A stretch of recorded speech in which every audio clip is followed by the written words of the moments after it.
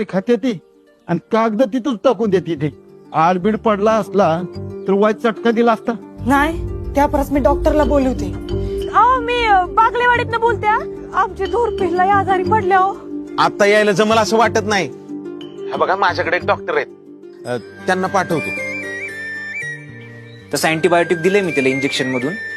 1-2 दिवसात होईल कमी. येतो मी. मागणं थांबवणार कुणी असलं की पुढे जाऊ नये माणसानं.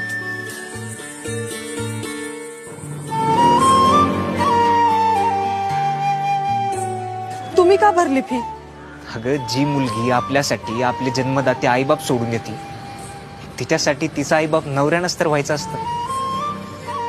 अगं मला लय आवडतो पाऊस, कारण जन्मल्यापासून ह्या डोळ्यांनी 12 महिने दुष्काळच बघितलाय. प्रत्येकाचा पाऊस वेगळा, तसं भिजणं बी वेगळं असतंय डॉक्टर. काही बी झालं ना सर, मी तिला घेऊन येणारच. तुझ्या वाटेला चाललायस, संघर्ष आहे त्याच्यात. मराठवाड्यात जन्मलो ना त्याच दिवशी संघर्ष आमच्या 5वीला पुजलाय. रोजगाराला गेलेला बापाच्या फाटक्या बन्याने आणि आईच्या डोळ्यात एवढंच काय ते पाणी बघितलंय.